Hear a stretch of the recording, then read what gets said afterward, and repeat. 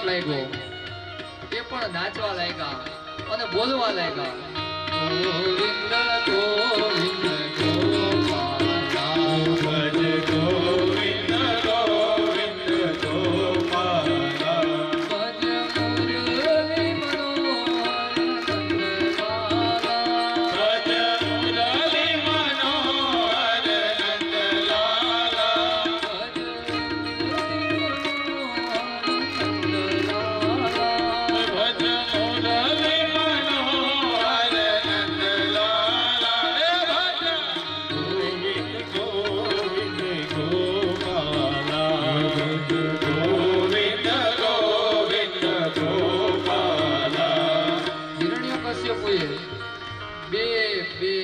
ભજ કરીને 6 સૈનિકોને મોકલા એકેય પાછા ન આવ્યા એને એમ થયું કે નક્કી દાળમાં કાંઈક કાળું છે એને ક્યાં ખબર દાળ આખી જ કાળી છે હે હિરણ્યકશ્યપુએ વિચાર્યું કે હવે હું પોતે જાઉં દોડતો આવ્યો જોયું પ્રહલાદની વચ્ચે અસુરના બાળકો અને એના 6 સૈનિકો શું કરે ભજે ગોવિંદ ગોવિંદ ગોપાલા ભજે ગોવિંદ ગોવિંદ ગોપાલા ભજે ગોવિંદ ગોવિંદ ગોપાલા ભજે ગોવિંદ ગોવિંદ ગોપાલા કેવાય હિરણ્યકશ્યપુ દોડતો આવ્યો જોરથી બૂમ પાડી પ્રહલાદ સાંભળતા નથી અને પ્રહલાદ નું બાવડું પકડી અને આમ હજ મચાવ્યો ને પ્રહલાદ ઝબકી ગયા અસુરના બાળકો સ્તબ્ધ થઈ ગયા અને બધું નૃત્ય બંધ વાતાવરણ હાહાકાર થઈ ગયું ઓહો હિરણ્યકશ્યપુ રાજા આવી ગયો હવે શું થાય બાવડું પકડીને પ્રહલાદને ઘરે લઈ આવે છે મેં નક્કી કર્યું હતું ને તને જીવતો નથી રાખવો હવે તું જીવવાને લાયક નથી મારા કામમાં મને મદદ કરવાને બદલે મારા શત્રુનું નામ લઈને મારી હિંમતનો ઘટાડો કરે કેવાય પ્રહલાદને મારવા માટે કાળી કોટડીમાં પૂરે છે એમાં 101 સર્પ નાગ દેવતા મૂકે છે બારણું બંધ કરે પ્રહલાદ પગે લાગે કાં તો મારા ભગવાન શેષ નારાયણ પ્રહલાદને નાગ દેવતા કંઈ કરતા નથી હિરણ્યકશ્યપુને એમ કે બીજે દિવસે નાગ દેવતાએ ડંખ માર્યો ને મૃત્યુ થયું હશે જુએ તો પ્રહલાદ નાગની વચ્ચે રમે પકડી લ્યો આ પ્રહલાદને ઊંચા પર્વત ઉપરથી ગબડાવો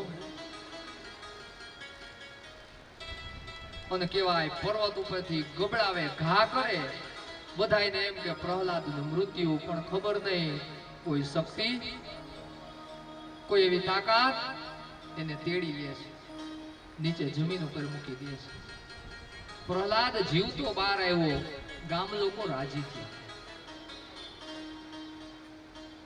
એમાં વળી હોલિકા આવી હિરણ્યકશ્યપુની બેન ભાઈ આવી રીતે નહીં મરે મને અમર ચુંદડી છે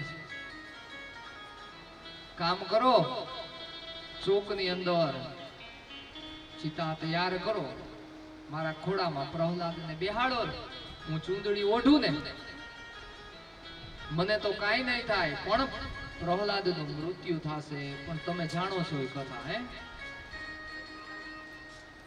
અમારે ચુંદડી ધર્મના કામમાં વાપરે ને તો એને સાચું ને સારું ફળ આપે પણ એ અધર્મના માર્ગે વાપરે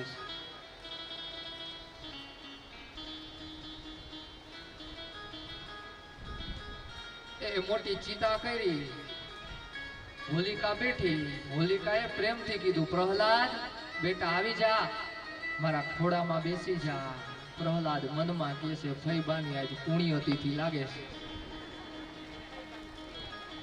હે પ્રહલાદ એના ખોડામાં બેસે એ દિવસ હતો પૂનમનો દિવસ કયો મહિનો હોય છે? કારતક મહિનો. હમણાં આપણે હોળી કરી હતી, કયા મહિનામાં હોય? ફાગણ મહિનામાં.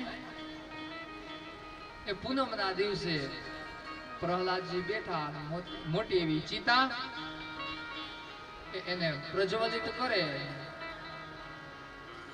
થોડો સમય તો હોલિકાને આનંદ આવ્યો, ચૂંદડીથી રક્ષણ મળતું હતું ને, પણ જે પવનનો ઝટકો આવ્યો ને એ ચૂંદડી ઉડી અને પ્રહલાદની ફરતે ગોળ ગોળ વીંટળાઈ ગઈ ને દોરીથી બંધાઈ ગઈ.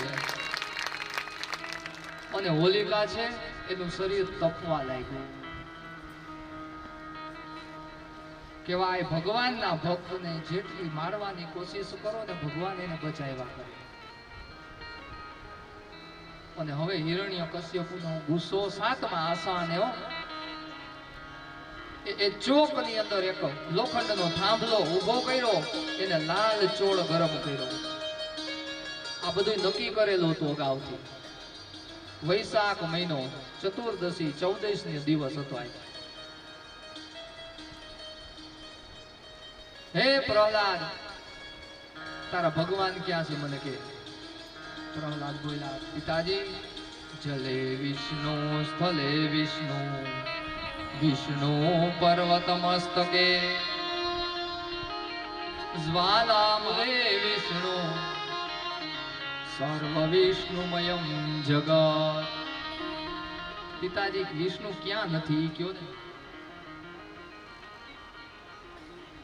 પાણીની અંદર વિષ્ણુ છે, જલની અંદર વિષ્ણુ છે, પર્વતની અંદર વિષ્ણુ છે, જ્યાં જુઓ ત્યાં વિષ્ણુ છે. હે દીકરા, તો મને એમ કે આ લોખંડનો સ્તંભ છે ને, આમાં તારો ભગવાન છે? હા પિતાજી છે. જો ખરેખર તારો ભગવાન હોય, તારો નારાયણમાં હોય, તો આ લોખંડના થાંભલાને તું બંધ કરી જાય ને, તો અમે માની લઈએ કે તારો ભગવાન આમાં છે. ઓહો, પ્રહલાદ મૂંઝાણો. લાલ ચોળ થાંભલો જોવે, નજીક આવ્યો. ભગવાન કે મારો ભક્ત ડગી જાય ને, ભગવાન ઉપરથી ભરોસો નહીં રહે.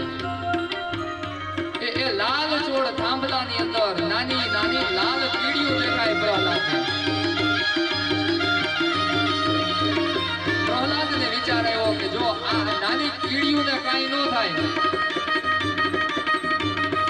રક્ષા ભગવાન કરતા હોય તો મને કાંઈ ન થાય. એવો વિચાર કરી થાંભલાને પ્રદક્ષિણા કરે છે.